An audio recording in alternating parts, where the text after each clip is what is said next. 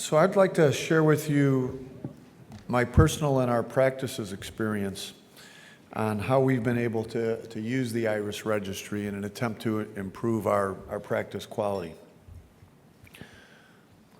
So what we're really talking about is, as you just saw, the power of the dashboard to look at individual groups of patients, to look at individual patients, to analyze by disease state, to look at surgical results, and the power becomes increasingly apparent the more time you play around with this.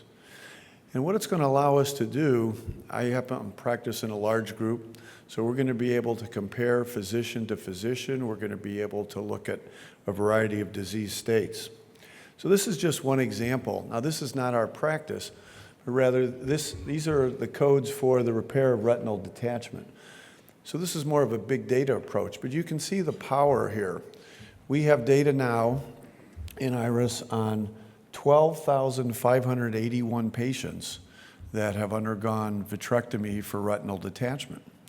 We can compare that to the number of scleral buckles, which is 67107, and we see that only about 2,700 of patients with retinal detachment receive scleral buckles. So this will allow us to analyze practice trends, but importantly, it's also going to allow us to analyze surgical results. So the bane of the retina surgeon's existence is the return to the OR. We all take that personally. Things did not go the way we wanted it to. And so we can now look by code and look at our return to the OR rate within 90 days.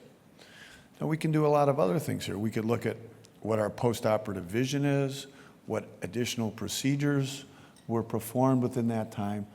And you can see that after a scleral buckle, for example, in this data set, we're doing pretty well, only a 2% return to the OR. But as we get into the more complicated retinal detachments, 67113, you can see that our return to the operating room is around 30%. And as a practicing retina surgeon, I can tell you those are pretty realistic numbers. And if you look at the data that's reported on our success, our one-time surgical success for complex retinal detachment, it's probably in that 60, 70, 75% range. So I think that gives you a feeling for the power to look at big data trends. But as you just heard, we can also now, within our practice, look at our performance by physician, by location. We can look at the practice as a whole, and it's going to allow us to compare ourselves to national benchmarks. So this is just a screenshot of my practice. Here we can see the various measures that we look at, and I know it's kind of hard for some of you to see in the back. But as Tim just showed you, we can track trends on a quarterly basis to see how our performance is improving. We can look at the number of patients that are eligible for these various measures and see how we're performing.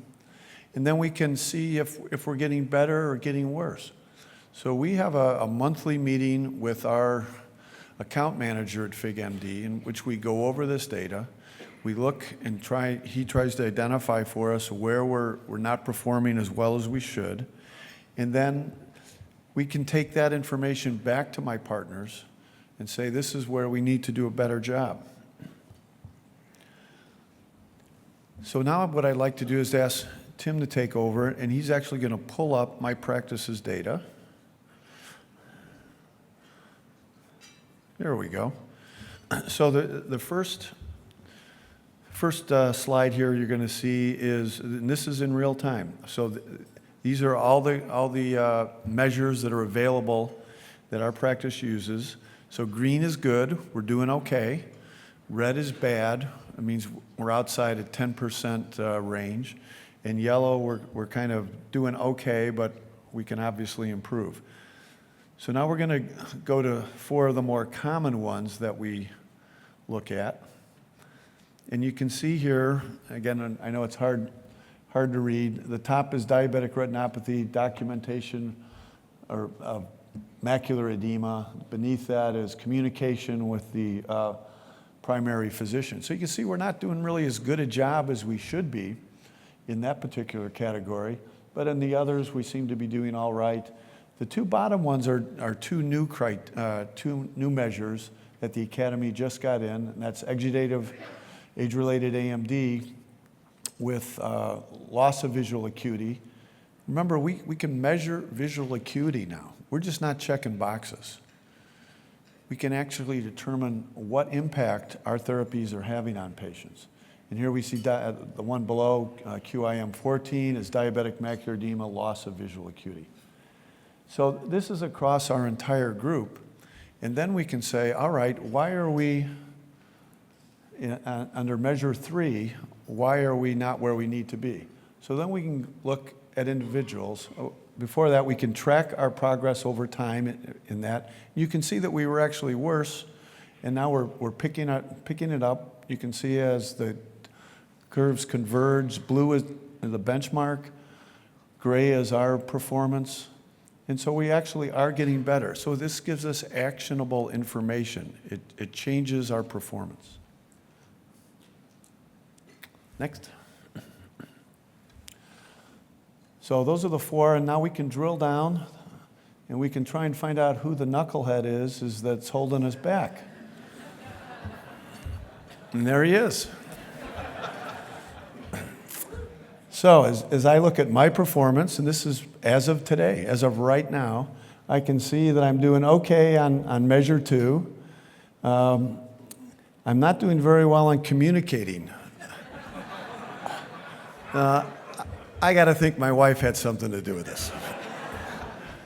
But it's a common criticism that I've been given. In any event, I need to do a better job.